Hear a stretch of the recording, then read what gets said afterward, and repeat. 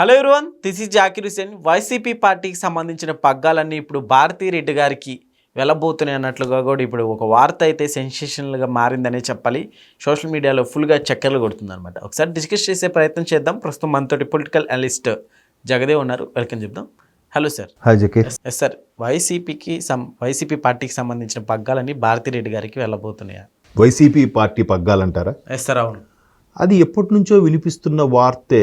ఎందుకంటే ఏదైతే లిక్కర్ స్కామ్లో కానీ లేదా గత 12 ఏళ్ళుగా బెయిల్ మీద గతంలో ఉన్న కేసుల వ్యవహారం కానీ ఇవి ఒకవేళ ముదిరి పాకాన పడితే, ఒకవేళ ఏవైనా ఝలక్కులు జరిగితే, జగన్మోహన్ రెడ్డి గారు ఒకవేళ అరెస్ట్ అయితే, ఆయన మరలా జైలుకి వెళ్ళే పరిస్థితి వస్తే ఇప్పుడు పార్టీ పగ్గాలు చేపట్టేది ఎవరు అనేది ఎప్పటి నుంచో ఉత్పన్నమవుతున్న ప్రశ్న.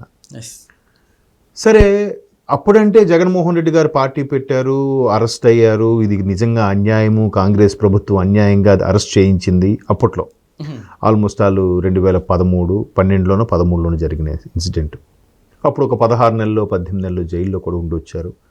అప్పుడంటే తల్లి, చెల్లి, కుటుంబ సభ్యులు అందరూ ఉన్నారు, అండగా నిలబడ్డారు. ఏ షర్మిలమ్మ గారైతే రాజశేఖర రెడ్డి గారు ముఖ్యమంత్రిగా ఉన్నా కూడా, తండ్రి ముఖ్యమంత్రి అయినప్పటికీ రాజకీయాలను జోక్యం చేసుకోకుండా, ఏ చిన్న పదవి కూడా ఆశించకుండా ఉన్న షర్మిల గారు అన్నయ్య అరెస్ట్ అయితే కుటుంబాన్ని కూడా పక్కన పెట్టి రోడ్ల మీదకి వచ్చింది ఆవిడ కదా. ఒక విధంగా పార్టీ మనుగడ 14 నుంచి ఆయన మళ్ళీ 19 వరకు మనుగడ కొనసాగడానికి కారణం షర్మిలమ్మ గారు వేసిన బీజమైన అనుకోవాలి. ఒక విధంగా అంటే సపోర్ట్, బీజం అన్న పెద్ద పదం అవ్వచ్చేమో కానీ సపోర్ట్ అయితే ఇచ్చారు. ఆవిడ వాయిస్ బాగాలేదు, ఆవిడేం మాట్లాడుతుంది, ఈవిడ నాయకురాలు అనేవాళ్ళు కూడా తర్వాత ఆవిడ మాట తీరు, చాకచక్యం, కష్టపడే తత్వం చూసి పర్వాలేదు, ఈయన రాజా వారి బిడ్డ, అదే రాజశేఖర రెడ్డి గారి బిడ్డ బాగానే ఉంది అనుకున్నారు. మొత్తానికి ఒక ప్రతిపక్ష హోదాలో అయితే ఉండగలిగారు జగన్మోహన్ రెడ్డి గారు. ఏది 14 నుంచి 19 మధ్యలో. సరే, 19లో ప్రభుత్వం వచ్చాక ఏమైందో తెలియదు. షర్మిల గారు పక్క రాష్ట్రానికి వెళ్ళిపోయారు. ఈవెన విజయమ్మ గారు కూడా ఎంతవరకు బాబుతో ఉన్నా ఇకపై బిడ్డతో ఉండాలనుకుంటున్నానని చెప్పారు, వెళ్ళిపోయారు. ఆ తర్వాత పరిణామాలు అందరికీ తెలిసిందే. ఆవిడ మరలా పార్టీ పెట్టారు, తర్వాత కాంగ్రెస్లో విలీనమయ్యారు, తర్వాత పిసిసి చీఫ్ అయ్యారు ఆంధ్రప్రదేశ్కి, ఏపీసీసీ చీఫ్. సొంత గడ్డ మీద అన్నయ్య పెట్టిన అభ్యర్థికి వ్యతిరేకంగా నిలబడ్డారు. ఇవన్నీ చూసాం మనం. సో ఇప్పుడు మరి ఒకవేళ ఈయన అరెస్ట్ అయితే ఆవిడెవరు వస్తారా? రారుగా. విజయమ్మ గారు వస్తారా? విజయమ్మ గారు కూడా అసలు ముందు ఎలక్షన్స్ ముందు ఒక వీడియో కూడా రిలీజ్ చేశారుగా, నా బిడ్డనే గెలిపించండి, నా బిడ్డే అసలైన వారసురాలు రాజశేఖర రెడ్డికి అని కూడా చెప్పారుగా. అంటే ఇండైరెక్ట్గా అవినాష్ రెడ్డిని ఓడించండి అని చెప్పినట్టేగా. సరే, ఇప్పుడు జగన్మోహన్ రెడ్డి గారు అరెస్ట్ అయితే పార్టీలో నెంబర్ 2 ఎవరు, వాట్ నెక్స్ట్ అనుకుంటే అందరూ వినిపించే పేరు భారతీ రెడ్డి గారు. సరే, భారతీ రెడ్డి గారు అంటే జగన్మోహన్ రెడ్డి గారు జైల్లో ఉన్నప్పుడు ఆవిడ ఆ వ్యాపారాలు లావాదేవీలు అన్నీ చాకచక్యంగా చూసుకున్నారు కాబట్టి పార్టీకి అండదండలు అందించారు. ఒకవైపు షర్మిల గారు పార్టీని ముందుకు తీసుకెళ్లారు అరెస్ట్ అయినప్పుడు. ఇన్ని జరిగాయి కాబట్టి పార్టీ కొనసాగింది. ఇప్పుడు భారతీ గారికి ఒకవేళ పార్టీ పగ్గాలు ఇచ్చినా మెయిన్ పోరాట పటిమతో కూడిన వాయిస్ అయితే ఉండాలి, స్పీచ్ బాగుండాలి. ఆవిడెప్పుడు ఎక్కడ ఒక ఇంటర్వ్యూ ఇచ్చినట్టు కానీ ఒక మాట్లాడినట్టు కానీ మనం ఎప్పుడు చూడలే.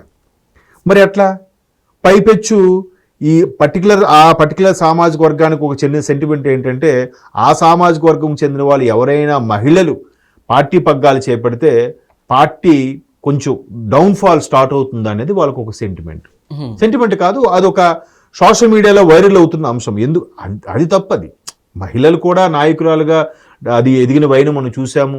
పార్టీ పగ్గాలు చేపట్టి నడిపించిన వాళ్ళు కూడా ఇప్పుడు మమతా ఉన్నారు, తృణమూల్ కాంగ్రెస్, అలాగే అమ్మ ఎవరు జయలలిత గారు ఎలా ఏకఛత్రాధిపత్యంగా నడిపించారుగా. సో అది మహిళలు చేయలేరు అనేది ఇది కాదు కానీ, బట్ ఆంధ్రప్రదేశ్లో ఆ సెంటిమెంట్ ఉంది. సో ఇప్పుడు ఒకవేళ ఈయన ఇబ్బంది పరిస్థితుల్లో ఈయన లోపలికి వెళ్తే భారతీ గారు నెక్స్ట్ ఈయనేనా అనే దాని మీద వార్త అయితే చక్కర్లు కొడుతుంది. దీని మీద మాజీ ముఖ్యమంత్రి జగన్మోహన్ రెడ్డి గారిని కూడా పలువురు అడిగారు.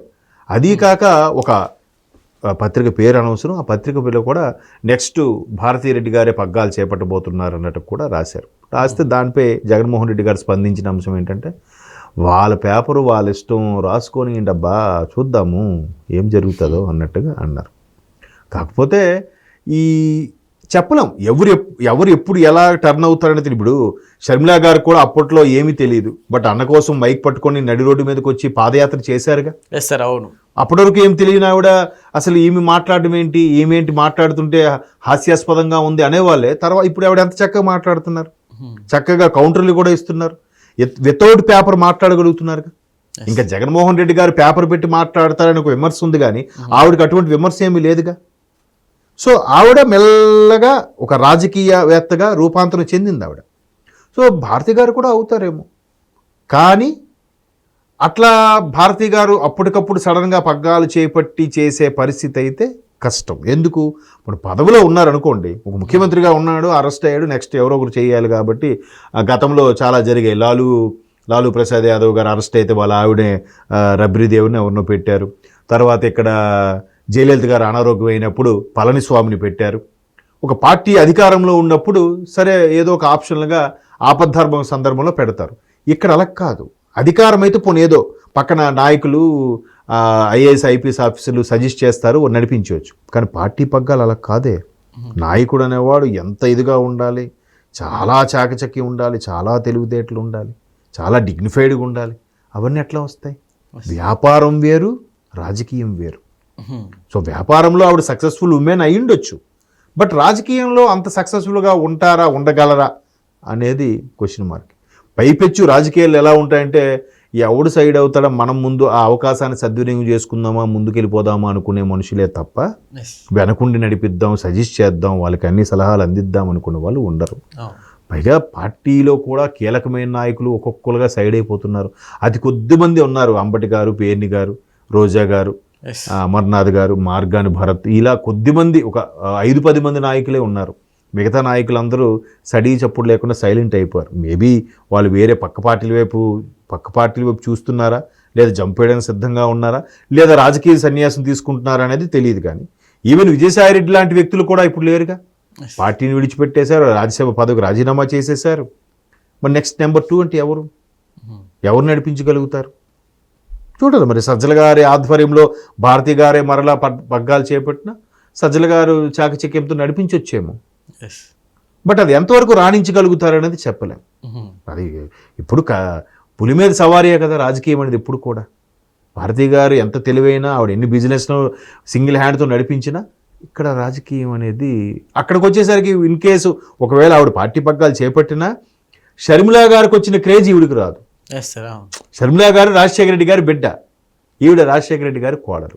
ఆల్రెడీ ఒకసారి ముఖ్యమంత్రి అయిపోయాడు గారు జగన్మోహన్ రెడ్డి గారు. అంటే రాజశేఖర రెడ్డి గారి యొక్క ఆ ఫోబియా కానీ, రాజశేఖర రెడ్డి గారి యొక్క ఇది ఆల్రెడీ యూటిలైజ్ చేసేసుకున్నారు. కాబట్టి మేబీ నెక్స్ట్ ఛాన్స్ షర్మిలా గారికి ఎంతో కొంత ఫేవర్ అవ్వచ్చు, కానీ వీళ్ళు ఇంకా అయ్యే ఛాన్సెస్ లేవు అనేది జనరల్గా ఉండే అభిప్రాయం. ఓకే, బట్ చూద్దాం ఏం జరుగుతుందో. Okay sir, thank you.